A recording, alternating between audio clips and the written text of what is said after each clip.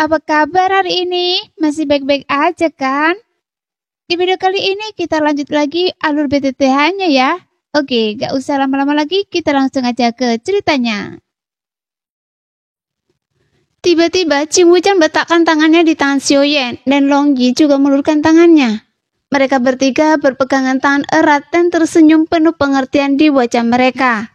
Setelah dengan hati-hati menyingkirkan rumput impian, mereka bertiga berangkat lagi. Semakin jauh dari pintu masuk ilusi, semakin hijau hutan, dan semakin terjal pegunungan. Berjalan melalui hutan dengan bayangan pohon yang bergoyang, mereka bertiga bertemu semakin banyak binatang ajaib, termasuk binatang ajaib bintang 5 akhir dan bintang 5 puncak. Bahkan jumlahnya secara bertahap meningkat. Meskipun kita telah memperoleh banyak hal di sepanjang jalan, binatang ajaib ini menjadi semakin kuat. Sekarang kita pada dasarnya melihat binatang ajaib bintang 5 puncak, dan jumlahnya lebih dari 7 atau 8. Dan mulai membuat stres untuk menghadapinya. Qing Wuchen menyeka keringnya dari dahinya dan kelelahan samar muncul di wajah tampannya. Dari sini, saya khawatir itu adalah titik balik kekuatan. Mereka yang kekuatannya lemah hanya bisa bertahan di luar, dan mereka yang kekuatannya lebih kuat dapat terus masuk lebih dalam. Xiaoyan mendongak dan melihat kedua arah dalam dan luar dan berkata, "Ya, jadi sepertinya mereka yang lemah tidak akan memiliki kesempatan untuk mendapatkan harta karun yang bagus itu, kan?" Qing Wuchen menghela nafas. "Itu belum tentu benar." Xiaoyan menyentuh hidungnya. Wilayah dengan binatang ajaib tingkat tinggi hanya berarti kualitas inti sihir yang diperoleh akan lebih tinggi, dan ada harapan lebih besar untuk mendapatkan harta karun. Sisanya tergantung pada keberuntungan. Sama seperti sebelumnya, ketika kita memperoleh rahasia pisau terbang kelas dunia, peta harta karun, buah kehidupan, segel spiritual dan lainnya. Bukankah semuanya diperoleh tidak jauh dari pintu masuk? Itu benar. Untungnya saya mengikuti saudara Xiao. Jika saya tidak akan berani masuk lebih dalam. Sialan, bagaimana mungkin saya begitu beruntung bertemu kalian berdua? Rasanya seperti mimpi bagi saya sekarang. Jadi saya tidak bisa tidak mengagumi diri saya sendiri. Qing Wuchen berkata dengan nada meremehkan, lalu tertawa terbahak-bahak. Xiaoyan menggelengkan kepalanya karena tawa Qing Wuchen dan emosinya juga didorong oleh Qing Wuchen. Oke, kalau begitu kita akan masuk dan mendapatkan lebih banyak inti sihir bintang 6. Sekarang setelah kita memiliki cukup buah kehidupan, saya ingin memurnikan cinta jiwa dan bunga kehidupan untuk masing-masing saudaraku. Inti sihir bintang 6 yang dibutuhkan tidaklah sedikit. Mengenai apakah ada harta, itu tidak masalah. Semuanya tergantung pada takdir. Yang tidak dikatakan Xiaoyan adalah bahwa dia hanya menginginkan beberapa inti sihir bintang 6. Tidak terlalu banyak. Tidak hanya dibutuhkan untuk memurnikan obat, tetapi juga untuk meningkatkan kekuatan Doqi. Baiklah, kalau begitu, mari kita masuk lebih dalam dan mendapatkan lebih banyak inti sihir bintang 6. Dengan saudara Xiao, monster bintang 6 itu tampaknya tidak begitu menakutkan. Mereka bertiga berbicara dan tertawa sepanjang jalan, masuk ke dalam hutan, dan tanpa sengaja berjalan ke tepi hutan. Di sini, pegunungan yang bergelombang itu tampaknya terbelah menjadi 3 cabang oleh trisula yang jatuh dari langit. Di sebelah kiri adalah ngarai dengan sedikit bayangan hijau. Jalan di sebelah kanan gersang dan tidak ada rumput yang tumbuh. Bagian tengah terhubung dengan air di dalam hutan. Ketiga jalan itu terbagi dengan jelas yang membuat ketika orang itu berhenti. Jalan mana yang harus kita ambil? Long Yi bertanya kepada Xiaoyan dengan wajah miringnya. Apapun yang Anda inginkan, bagaimanapun juga harta karun itu seperti yang dikatakan saudara Xiao, terserah pada takdir.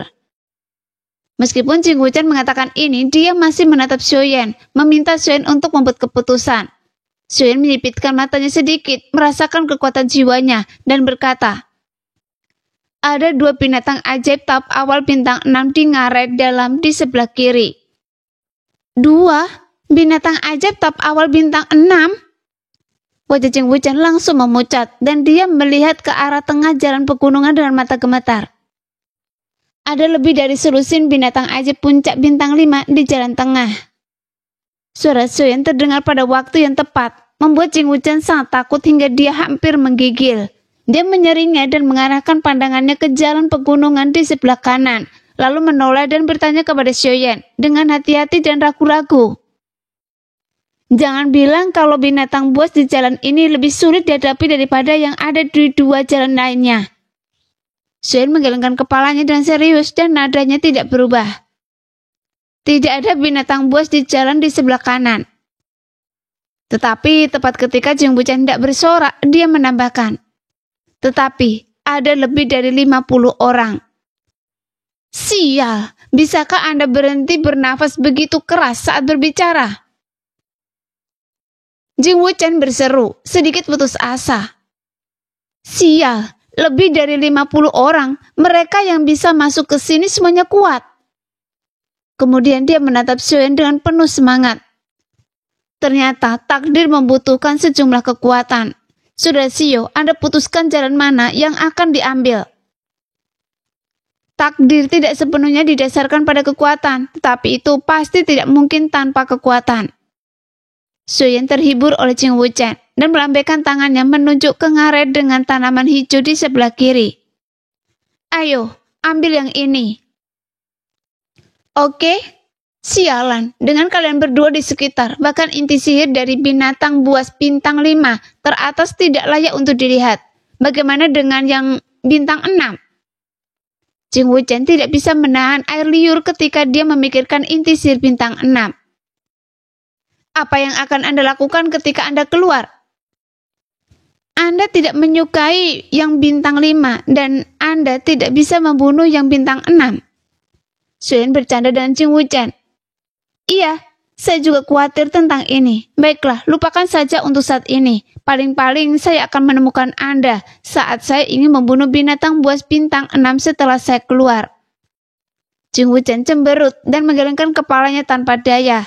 Tampak sangat tertekan, sehingga Xiaoyan geli dengan Jing Wuchen dan tidak dapat menahan diri untuk berkata, sebenarnya saya tidak mengincar 2 inti sihir bintang 6. Lalu? Keduanya bertanya dengan heran. Bahkan Long Yi berpikir bahwa tujuan Xiaoyan hanyalah inti sihir. Bukankah kita mendapatkan banyak buah kehidupan sebelumnya? Saya membuat perkiraan kasar. Dengan wanita saya, teman-teman, calon wanita saudara laki-laki, dan yang Anda inginkan. Jumlah pil permajaan yang perlu dimurnikan cukup banyak.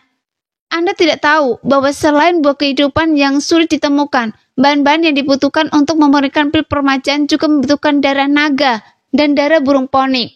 Dan saya sangat kekurangan kedua bahan ini, terutama darah burung ponik. Sudah Xiao, apakah maksud Anda kedua monster ini bukanlah monster biasa, melainkan naga dan burung ponik yang jarang terlihat di benua Dodi? Jing Wuchen merasakan kakinya gemetar, bahkan suaranya pun menjadi gemetar. Konon, begitu naga dan burung ponik ini mencapai usia dewasa, mereka pasti akan menjadi monster puncak bintang 8. Mungkinkah mereka adalah 2 naga dan burung ponik di bawah umur? Ya Tuhan, jika kita membantai naga dan burung ponik di bawah umur itu dan ditemukan oleh orang tua mereka, saya tidak berani memikirkannya lagi. Bukan hal yang lucu untuk memprovokasi monster puncak bintang 8. Wajah Jing Wuchen hampir berkerut menjadi labu pahit. Lihat isi perut Anda. Kapan Anda mendengar bahwa ada binatang ajaib di atas bintang 7 ada dalam ilusi ini? Penjaga ilusi itu hanya berada di bintang 7. Hei, ayah, saya belum melihat seperti apa rupa burung ponik. Ayo kita bunuh satu. Long Yi merutkan bibirnya ke arah Jing Wuchen dengan jijik dan segera matanya berkilat karena kegembiraan.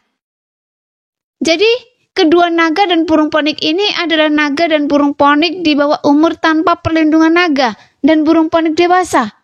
Kalau begitu, saya tidak keberatan menjadi seorang pejuang yang membunuh naga dan burung ponik.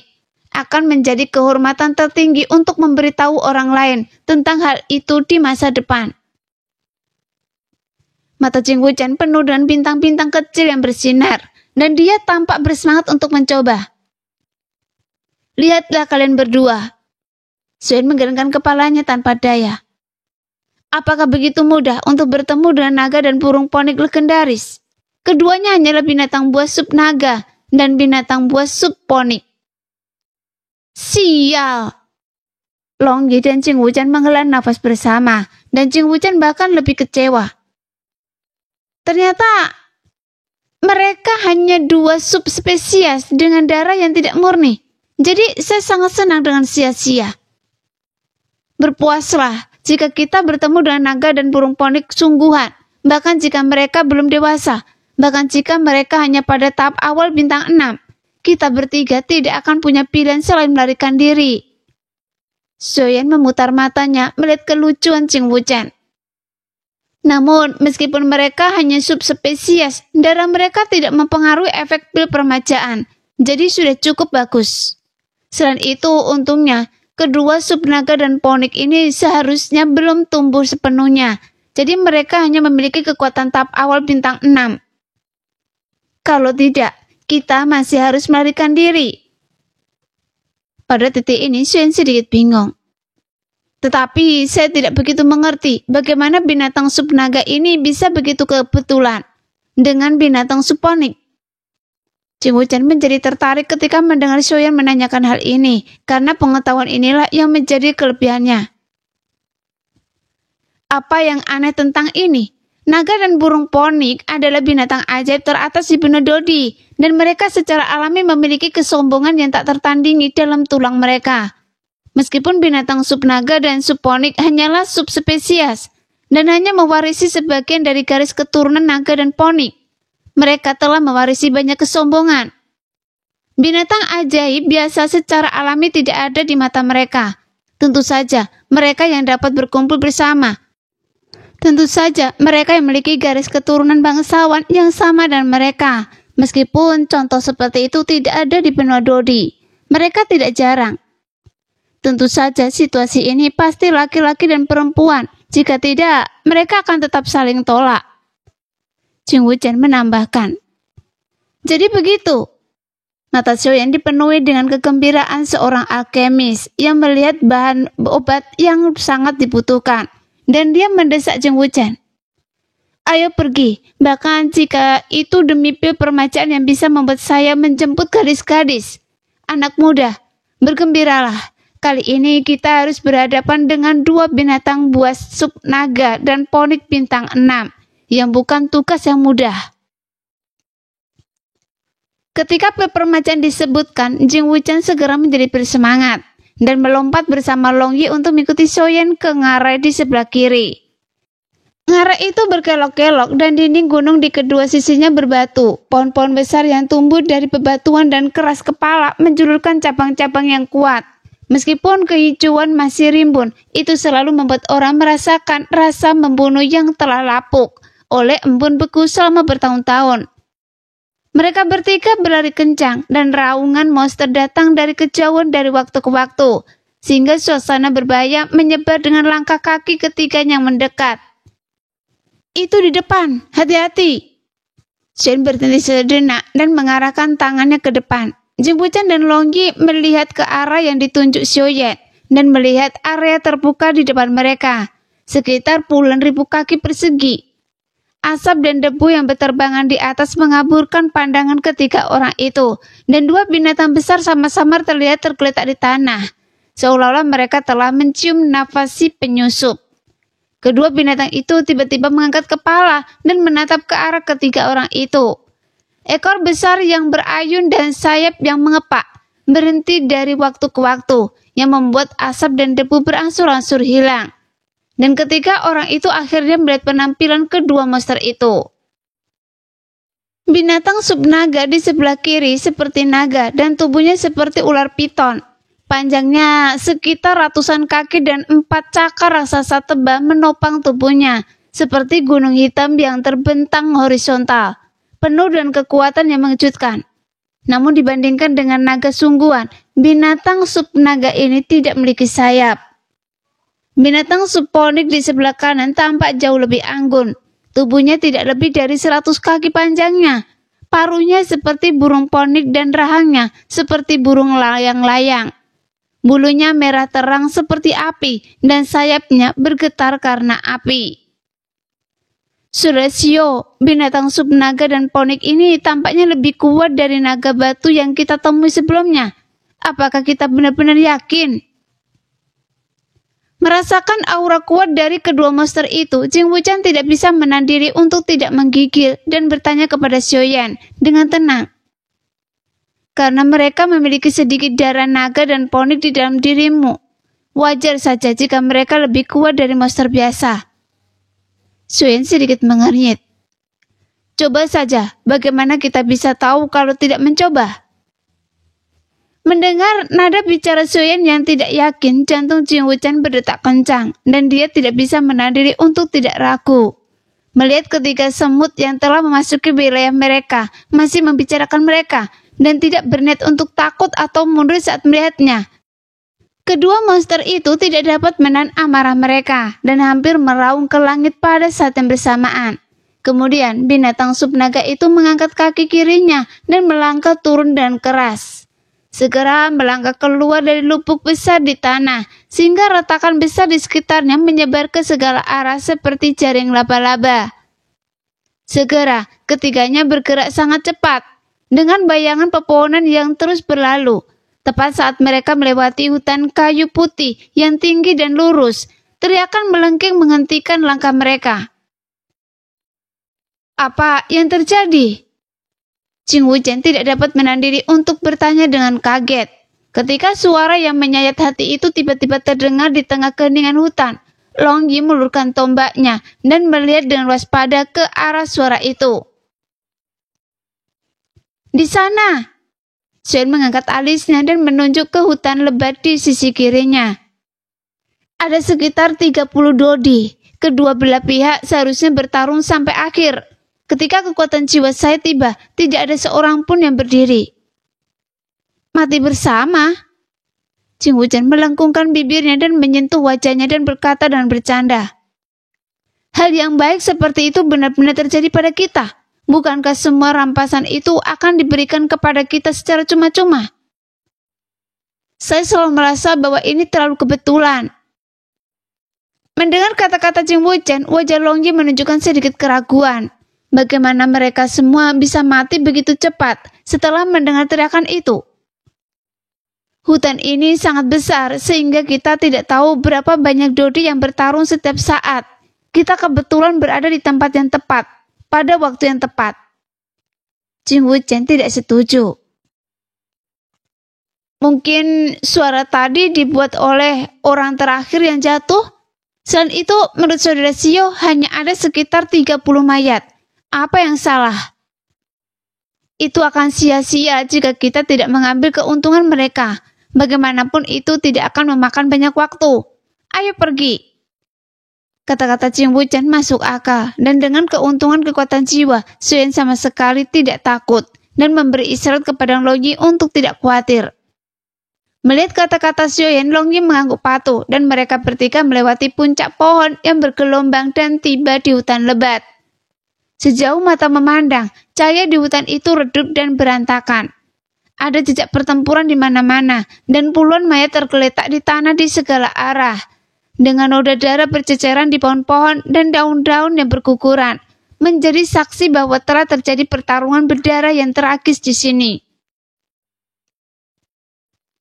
Tidak jauh dari mayat-mayat itu, seekor binatang iblis jatuh di sana. Kepalanya telah terbelah dan inti sihir di dalamnya tidak terlihat dimanapun.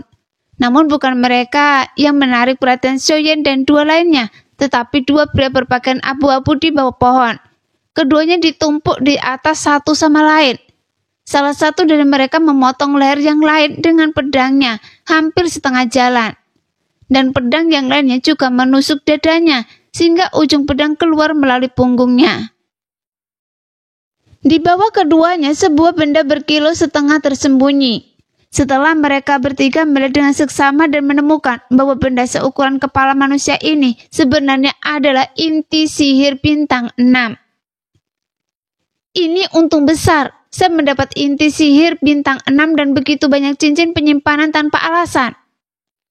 Wajah tampan Jing Wuchen langsung gembira dan dia berteriak dan hendak maju untuk mengambil barang rampasan. Tunggu! Xion meluruskan tangannya untuk menghentikan tindakan Jing Wuchen, menggigit bibirnya pelan beberapa saat, lalu sedikit mengeri dan berkata, saya tidak tahu kenapa, tapi saya selalu merasa ada yang tidak beres saat datang ke sini. Ada apa? Dapat dilihat dari sini bahwa satu pihak baru saja membunuh monster itu, tetapi dimata-matai oleh sekelompok orang lain, dan kedua belah pihak terbunuh dalam pertarungan. Jing Wuchen merasa bahwa Xion terlalu berhati-hati dan melanjutkan. Bukankah kita pernah menemui hal seperti itu sebelumnya, dan akhirnya kita mendapatkan peta harta karun yang lengkap? Terlebih lagi, dengan terdeteksinya kekuatan jiwa saudara Xiao, apalagi yang bisa disembunyikan dari Anda? Tapi saya selalu merasa jantung saya berdebar-debar. Wajah Xion sedikit berubah. Di sini terlalu gelap, biarkan saya melihat dengan jelas dulu.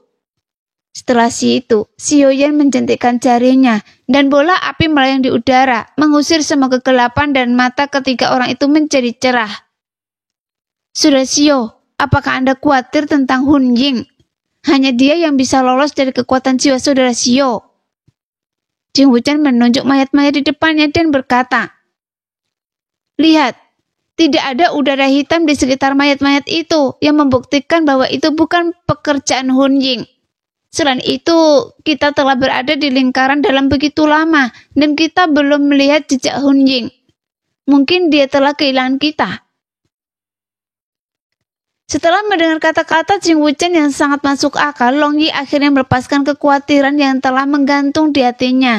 Tetapi Xion menatap kedua pria berbaju abu-abu itu dengan serius dan tidak berbicara.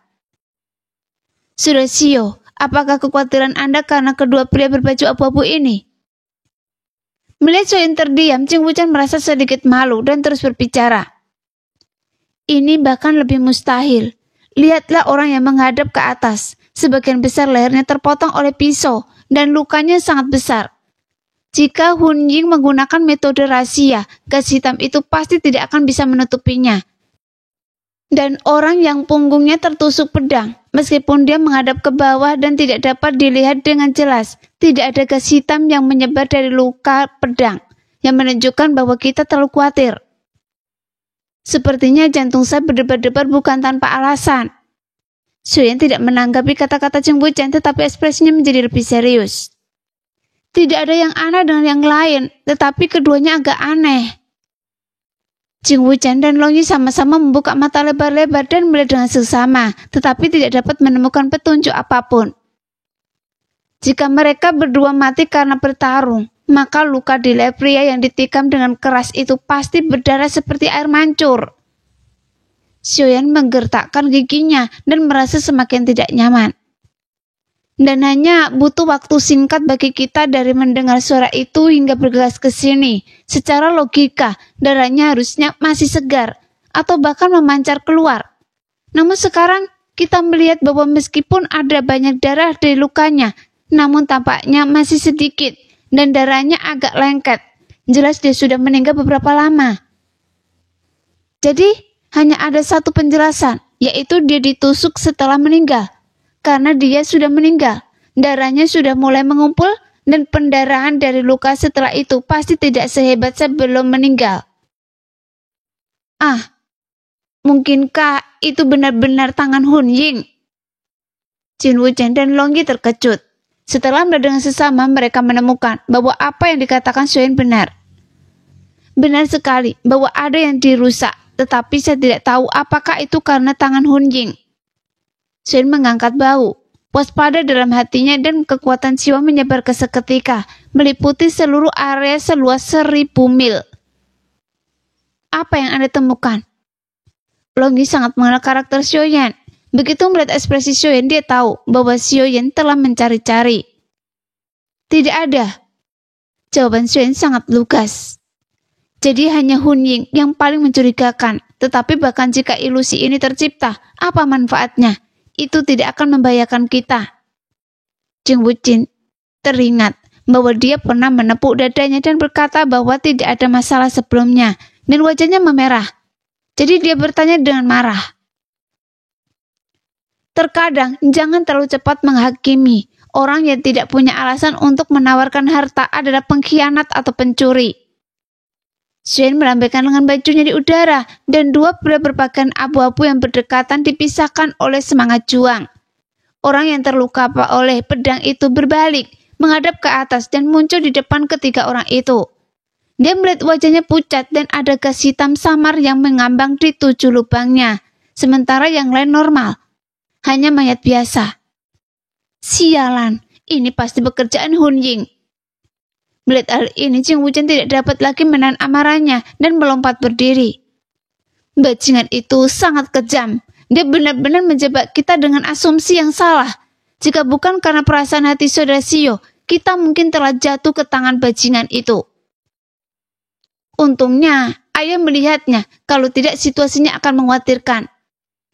Longgi berhati-hati dan tidak kehilangan ketenangannya, bahkan dalam kemarahan. Dia menanyakan hal yang penting. Tetapi mengapa tidak ada udara hitam yang keluar dari lubang di pedang orang ini? Benar sekali, bagaimana ini bisa terjadi? Jing Wuchen juga menjadi tenang. Ekspresinya ditutupi dengan keterkejutan. Saya rasa setelah percobaan pembunuhan yang gagal dengan mengendalikan mayat di luar ilusi, meskipun Hu Ying tidak tahu apakah kita tahu tentang energi hitam dari metode rahasia ini, dia sangat teliti sehingga dia tetap memperhitungkan kemungkinan ini. Xuan menganalisis. Pedang hijau sepanjang 3 kaki ini setipis sayap jangkrik, dan luka pedangnya tidak besar. Jika dia ingin menyembunyikan lukanya dengan sengaja, itu bukanlah tugas yang sulit.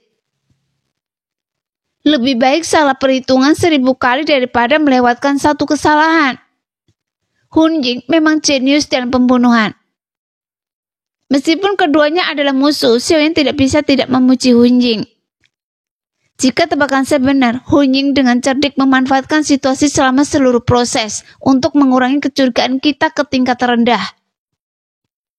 Jelas, keduanya memahami bagian pertama dari kata-kata Xiaoyan, tetapi mereka tidak begitu memahami bagian selanjutnya. Keduanya saling memandang dengan kebingungan yang tergambar di seluruh wajah mereka. Melihat keduanya kebingungan, Xiaoyan dengan sabar menjelaskan. Hun Ying pasti telah bertemu dengan 2 kelompok orang yang sedang bertarung di sini dan tiba-tiba punya ide untuk memasang jebakan sementara. Ketika hanya tersisa 2 orang atau sejumlah kecil orang, Hun Ying Cue segera bertindak, membunuh mereka dan menciptakan kesan yang salah. Ditambah lagi cahaya di sini redup. Kaisar Do ini menghadap ke bawah dan ada inti sihir bintang 6 di bawah tubuhnya sebagai godaan. Kegembiraan melihat harta karun itu secara gratis akan membuat banyak orang kehilangan kewaspadaan, dan mereka pasti tidak akan bisa lolos dari tangannya yang membunuh. Xuan menanalisis jejak-jejak pertarungan di sekitarnya dengan sangat rinci. Bahkan jika dia tidak menebak semuanya, dia hampir benar. Jing Wuchen dan Long Yi menjadi semakin takut saat mereka mendengarkan, dan pada akhirnya mereka tidak bisa menahan nafas. Jadi, teriakan melengking itu seharusnya berasal dari Hun Ying, bukan kelompok orang ini. Long Yi menyadarinya dan menggertakkan giginya karena kebencian. Hanya saja, masih ada satu hal yang tidak saya mengerti. Jing Wuchen mengumpat cukup lama, dan setelah perlahan menekan rasa takut di hatinya, dia sepertinya mengingat sesuatu dan bertanya dan bingung. Di antara kita bertiga, bagaimana Hu Ying bisa yakin bahwa Andalah yang akan pergi untuk mengambil inti sihir itu? Bagaimana jika saya yang pergi mengambilnya, bukankah rencananya akan gagal? Jika begitu, saya mengkhawatirkan situasinya akan menjadi lebih buruk. Diingatkan oleh Jing Wuchen, Xiaoyan tidak bisa menahan rasa takutnya. Hun Ying memasang jebakan sementara kali ini dan waktunya terbatas. Jadi dia bertaruh bahwa sayalah yang akan pergi mengambilnya. Jika Anda yang pergi mengambil inti sihir itu, Hun Ying akan menyergap Anda tanpa ragu-ragu. Adapun Hu Ying Cue tidak menyerang Anda sebelumnya karena dia meremehkannya. Xiaoyan melanjutkan. Tetapi begitu Anda menghalangi rencananya, dia pasti akan melenyapkan Anda terlebih dahulu, lalu perlahan-lahan berurusan dengan saya. Jika demikian, itu akan menjadi pukulan yang lebih besar bagi saya, karena saya tidak bisa mentolerir Anda mati di hadapan saya. Mendengarkan kata-kata Xiaoyan, Jing Wuchen menghirup udara dingin. Jika Hun Jing benar-benar menyerangnya, maka akhir hidupnya bisa dibayangkan dengan jari-jari kakinya. Tidak dapat menahan amarah di hatinya lebih lama lagi. Jing Wuchen melompat berdiri. Pisau-pisau berterbangan berputar-putar di atas dan ke bawah, dan matanya sedingin es saat dia mencari-cari. Jangan buang-buang energi Anda, mungkin dia sudah menyelinap pergi. Xiaoyan menatap Jing Wuchen yang marah sambil tersenyum. Lagi pula, meskipun dia masih di dekat sini, dengan kemampuan bersembunyi, kecuali dia mengambil tindakan, kita tidak dapat menemukannya sama sekali. Apakah tidak ada yang bisa kita lakukan terhadap bajingan yang menghantui kita dan ingin membunuh kita di sini? Jing Wuchen mencari dengan sia-sia dan jatuh dalam kemarahan. Matanya penuh dengan kemarahan. Saya ingin membunuhnya lebih dari yang Anda lakukan, tetapi saya harus menemukannya sebelum saya bisa melakukannya. Xian mendesah tak berdaya, dan tatapan matanya yang menatap hutan lebat menjadi dingin, tak dapat dijelaskan. Pembunuhan berulang kali yang dilakukan Xiaoyan oleh Hun Jing semakin tidak bermoral, dan dia selalu sulit ditangkap. Tidak seorang pun tahu di mana dia bersembunyi, dan mustahil untuk memprediksi kapan dia akan muncul di belakangnya dan memberinya pukulan yang mematikan. Dan hal ini membuat Xiaoyan merasa sangat tidak nyaman, dan niat membunuhnya menjadi semakin lebih kuat. Ayah, keberadaan Hun Jing terlalu aneh dan sulit untuk diwaspadai. Kita harus menemukan cara untuk menghadapinya. Long Yi sangat khawatir dan mengingatkan Xiaoyan. Saya tahu. Xiaoyan membuat gerakan menyapu bersih. Hun Jing harus mati dan itu harus ditangani sesegera mungkin. Jika tidak, mungkin dia menyerang kita saat kita menghadapi binatang ajaib tingkat tinggi. Konsekuensinya akan menjadi bencana. Rangkaian jebakannya juga memberi saya pencerahan. Begitu saya mendapat kesempatan, saya akan memasang jebakan untuk membunuhnya. Nada bicara Xiaoyan beransur-ansur menjadi dingin. Mungkin memberinya rasa obatnya sendiri adalah satu-satunya cara. Ambil cincin penyimpanan dan inti sihir orang-orang itu. Sekarang aman. Oke, ayo pergi. Xiaoyan khawatir menemukan seseorang dan ketika dia melihat bahwa keduanya telah mengambil semuanya, dia memanggil mereka untuk pergi. Segera ketiganya membentuk segitiga untuk saling melindungi dan bergegas melewati hutan, menjaga serangan diam-diam Hun Jing Cue sambil terbang menuju pusat perimeter bagian dalam ilusi. Hun Jing Cue tampaknya telah menghilang lagi dan tidak pernah muncul lagi. Ketiganya melampiaskan semua amarah mereka pada Dodi yang mereka temui di sepanjang jalan. Mereka membunuh para dewa dan menghancurkan para Buddha. Tanda bulan sabit di dahi ketiganya berangsur-angsur menjadi merah tua seperti tinta. Begitu hitam sehingga membuat orang bergidik. Saat matahari terbit dan terbenam, 3 orang yang menginjak mayat yang tak terhitung jumlahnya dan menumpahkan darah di tanah akhirnya mencapai tepi pusat bagian dalam. Sejauh mata memandang, di tengah hutan lebat itu adalah gurun yang sangat luas, dengan tulang-tulang padat dan pedang patah di mana-mana. Ada orang-orang yang bertarung dengan sengit di mana-mana di gurun itu, baik sendirian atau berkelompok, atau mengejar yang sedikit dengan yang banyak, atau melawan yang banyak dengan yang sedikit. Dari waktu ke waktu, sosok-sosok jatuh dan menjadi bagian dari lautan mayat. Di tengah gurun ada sebuah platform dengan panjang dan lebar sekitar 100 kaki, ditutupi oleh perisai merah darah. Berbentuk setengah lingkaran, namun tidak ada apapun di platform itu, kecuali sebuah tablet batu besar. Tablet batu itu gelap dan ditutupi dengan rune yang tidak diketahui artinya. Rune-rune itu berwarna merah cerah, seolah-olah ditulis dengan darah manusia, yang terlihat sangat aneh. Gelombang riak yang menjengkelkan terus menyebar. Platform itu seharusnya menjadi tempat yang disebutkan oleh penjaga untuk mendapatkan hadiah. tetapi belum ada seorang pun di dalam perisai itu. Seharusnya tidak ada seorang pun yang bisa masuk kecuali 10 orang, dengan nilai pembunuhan tertinggi pada akhirnya.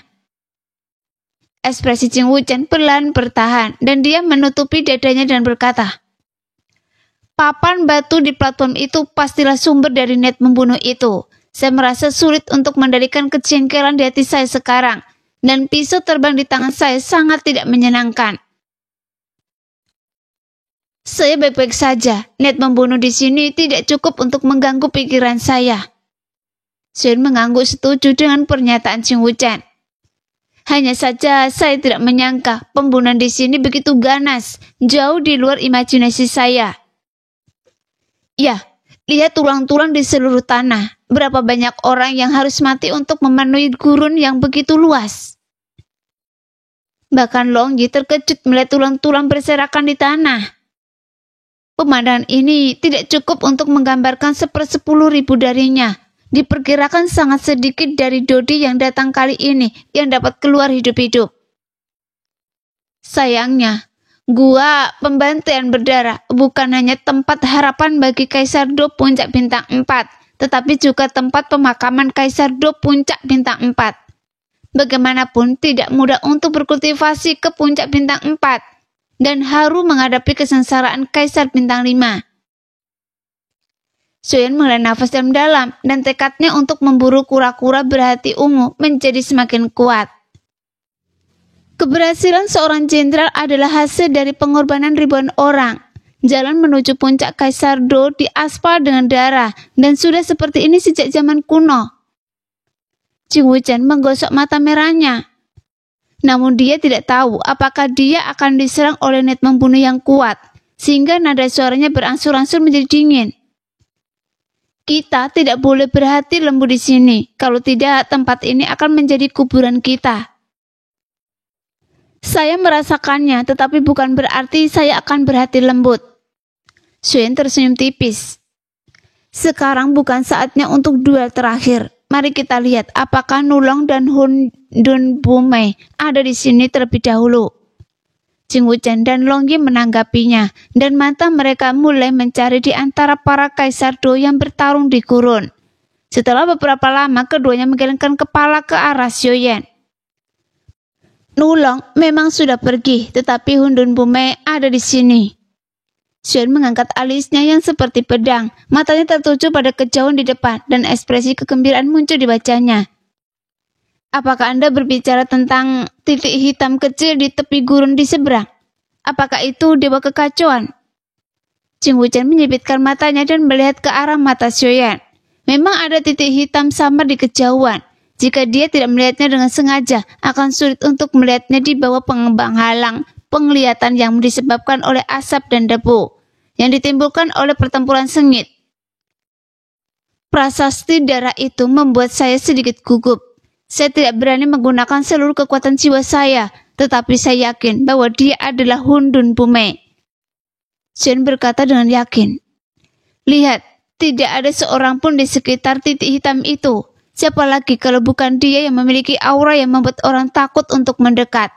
Saya ingin tahu mengapa orang ini terlihat seperti sedang berlari dan menonton. Sama sekali tidak peduli. Mengapa kita tidak pergi dan melihatnya? Ching Wuchen mengangkat bahu. Pokoknya kita di sini untuk menemukannya. Benar sekali. Xuan tertawa. Tetapi sebaliknya kita berkeliling saja. Jika tidak akan merepotkan jika kita terlibat dalam pertempuran di hutan belantara.